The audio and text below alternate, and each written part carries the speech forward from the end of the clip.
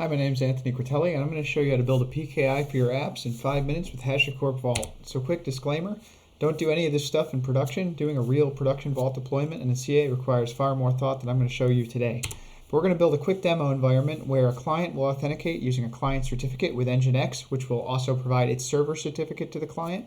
And both of those certificates are going to be issued and verified by Vault. So let's get started.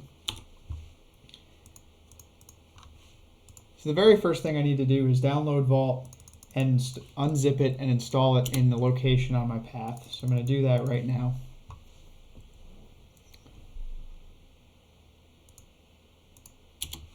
And while I'm doing that, I'll point out that all of this is going to be on my GitHub. So if I move really quickly and talk fast, don't worry, there's plenty of resources that you'll be able to access after this talk. So once Vault's installed, I'm going to start up a server using the config I've already created.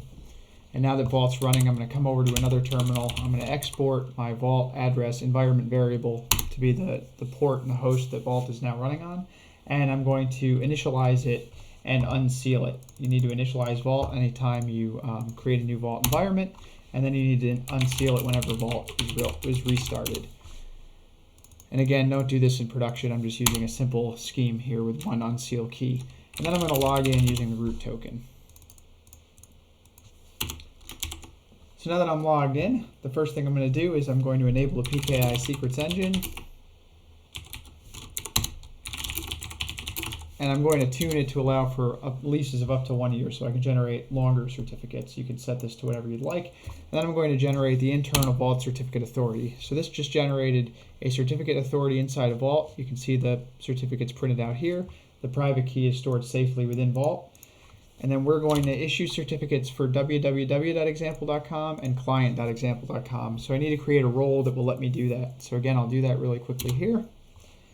Now that I have that role, I'm going to generate a certificate for www.example.com to be used by my Nginx server. So with one command, you can see Vault has given me a certificate, an issuing CA, which was the Vault certificate authority, and a private key. So I'm going to copy each of these into files that will be bind mounted into my Nginx container.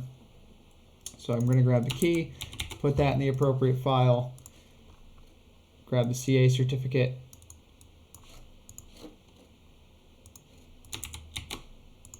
and grab the actual certificate for www.example.com. And you can inspect these with the OpenSSL command if you really want to see what they actually contain in them. But cool, with that done, now what I'm going to do is come over to my other terminal. I'm going to launch my Docker container here. Now, if you're following along at home, make sure you adjust these paths to be the appropriate paths for your host, wherever you clone the repository. With that done, I'm going to show you real quickly in my etc host file, I've added an entry for a local host for www.example.com, so this will work. And if I try to curl example.com at 8443, you'll see I get back a no required SSL certificate was sent because I'm not providing my client certificate to Nginx.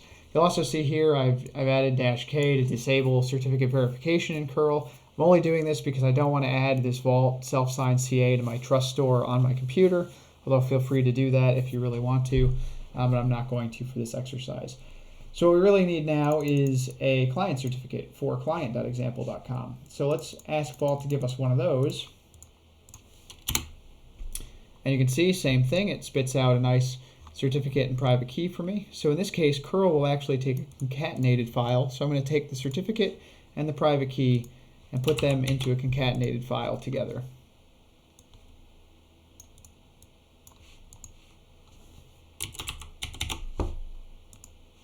And then with that done, I can do curl again, this time specifying the client certificate. And you can see I get back hello. The process is being correctly handled by the Vault server, or excuse me, by the Nginx server. And if I look at my Nginx logs coming out, you'll see this first request had no client certificate verification. The next request printed out the DN of the certificate and the fact that the verification succeeded because it checked that certificate, made sure it was signed by the Vault CA, and now that's working. So as you can see, in less than 5 minutes here, we were able to successfully set up a mutual TLS environment just using Vault. And I hope that you find this useful for testing some of your apps. I find that Vault is great for when I just need a quick CA and don't want to mess around with OpenSSL config files and commands. So again, feel free to reach out to me if you have any questions, and all of this will be on my GitHub if you want to try it on your own. Thank you.